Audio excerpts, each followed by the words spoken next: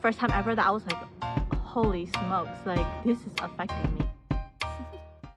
Hello everyone, welcome back to my channel. So today I am going to be answering some of the questions that people had for me in regards to my pageant experience, my Hmong pageant experience, which I had posted this questionnaire on Facebook and Instagram a couple days ago. If I end up not answering your question, it's probably because it's similar to another question that I had already answered. So without further ado, let's get started.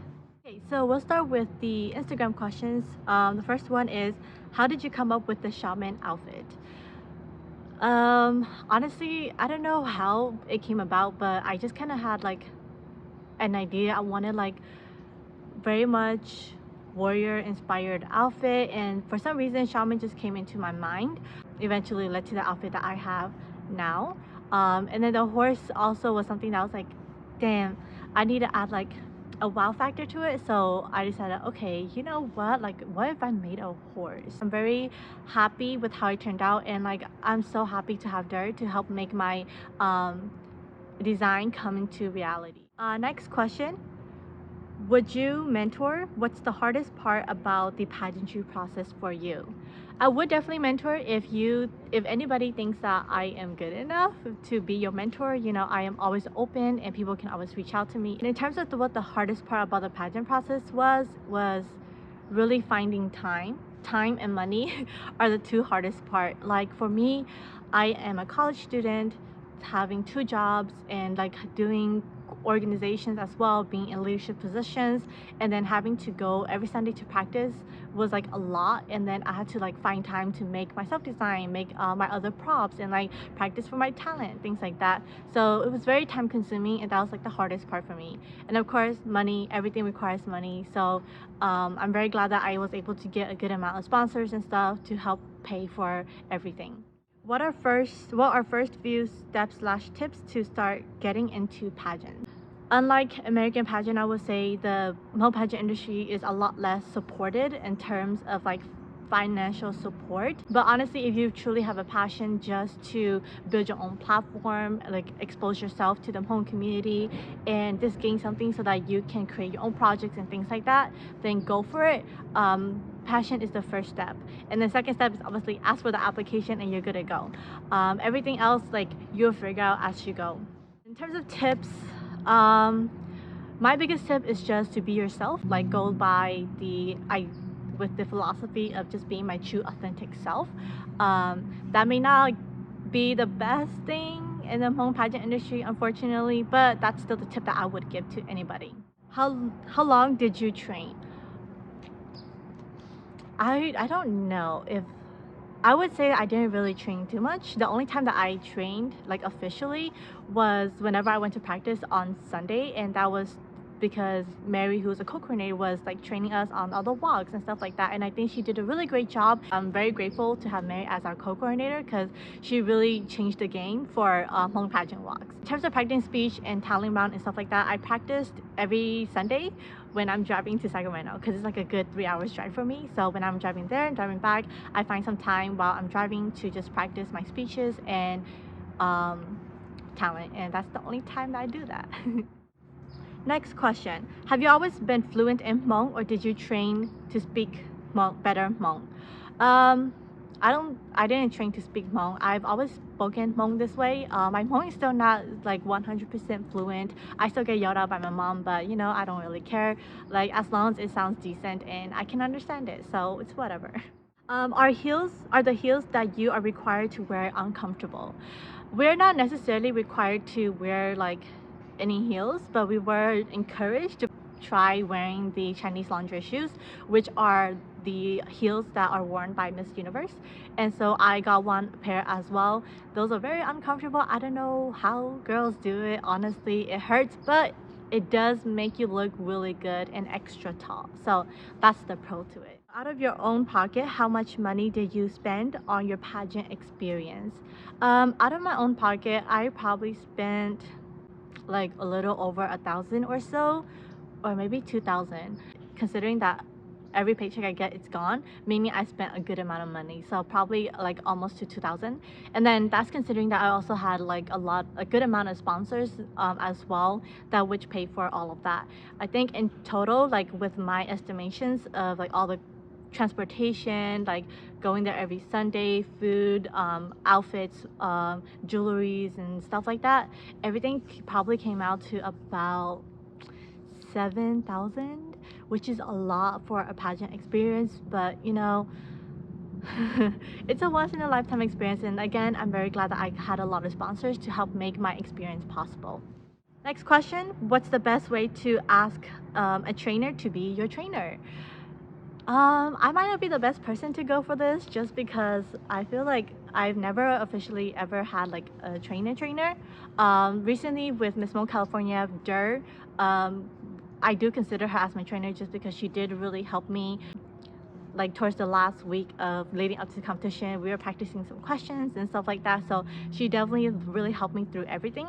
But if you are to ask a trainer, what I do, same way that I would ask like a sponsor, if you ask for a trainer, probably just express why you chose them, or why you're interested in choosing them to be your trainer, because you've seen the work that they do, or you like the things that they have done for the Hmong community, and you would like to ask for them if they would be willing to be your trainer. As long as you go in there, give them a whole rundown of your goals and your platform, and really show that you are here to really win and like do something amazing here.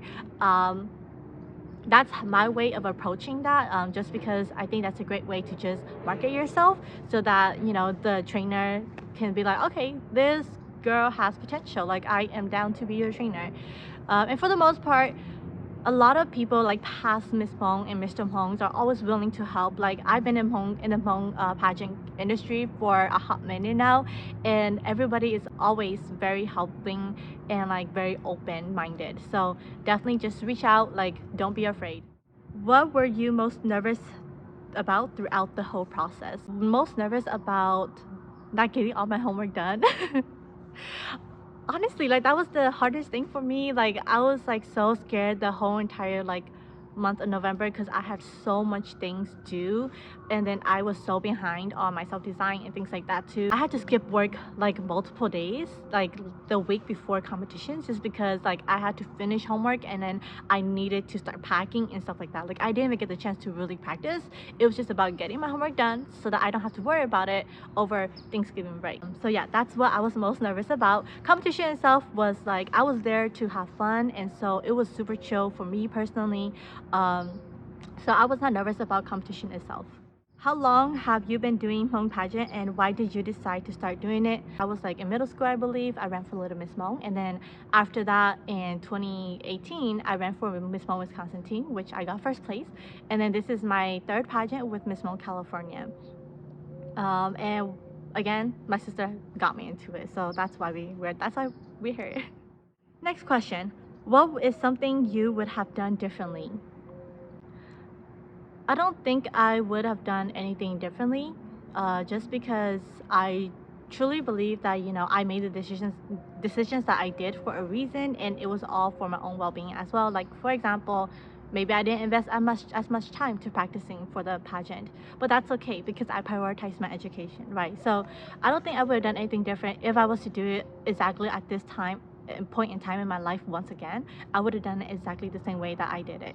What was the most difficult part of this experience for you? Other than like the time and money part, it was very difficult after the pageant, just because of all the drama that happened. It definitely took a little toll on me as well. Like personally, I've never been affected by things around me, like, but this was the first time ever that I was like, holy smokes, like this is affecting me, you know. But it's all cool. Like I kind of try my best to deal with the situation, and I think everything turned out pretty decent. And you know, I'm just glad that I got that over with now. But it's just really unfortunate that, you know, certain individuals cannot be as open-minded and mature about the situation as like I would hope for them to be, which kind of like made me a little bit disappointed, just because I held them like I thought really highly of them. And you know, with this whole entire situation, it just goes to show like people's true colors, and it's very disappointing to see that when I really hoped that, you know, we could like work together and be a strong team together and stuff. How was the experience like? Would you do it again? The experience overall was great. I was really interested in running for Miss Hmong California because I have seen the production and I know that it's going to be a good show, and we did put on a good show, which like I have no regrets, and I would do the Miss Hmong California again. And I highly encourage anybody who is interested in Hmong pageant to do Miss Hmong California, because I would say it's one of the most organized and well put together pageant. How did you get a trainer slash makeup artist? For Der, I had just reached out to her. We've been joking around on Facebook quite a couple years ago, like after I passed my crown down for Miss Hmong Wisconsin team. And like I would like constantly joke like, oh, am I the next Miss Hmong California or next Miss Hmong Central Valley? Like kind of hinty that, oh, am I gonna run for these pageant? And sometimes Der will comment like, oh, like if you go, let me know, like I'm down to like do your hair, blah blah blah, right? So when I finally decided to run for Miss Hmong California, I was like, okay, I'm gonna hit her up. And so that's what I did. I sent her a whole entire letter, things like, hey, you know, so I am running, blah blah. Would you be willing to sponsor me in the form of doing my hair for the competition and helping me with my self-design? So that's how it all started. In terms of makeup artists, I did my own makeup. How was the wait no? What encouraged you or motivated you to run for Miss Hmong? Specifically for Miss Hmong California, what motivated me was yellow. Like for me, my sisters have been like telling me all summer long leading up to Miss Hmong California, like, oh, like you should run, like we're waiting for you to run. I was like, damn, like I'm gonna be very busy, it's gonna be my senior year, I'm doing research study as well.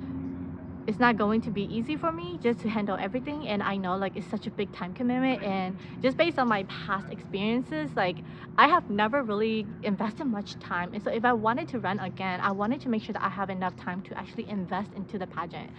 But at the end of the day, I was like, you know what, it's okay. After my senior year, I don't think I want to focus on pageantry anymore. I just want to focus on my career and like whatever happens afterwards. So that's the reason why I was like, you know what, forget it, let's just do it. It's whatever, right? How was your process of preparations, and were there moments you felt like giving up?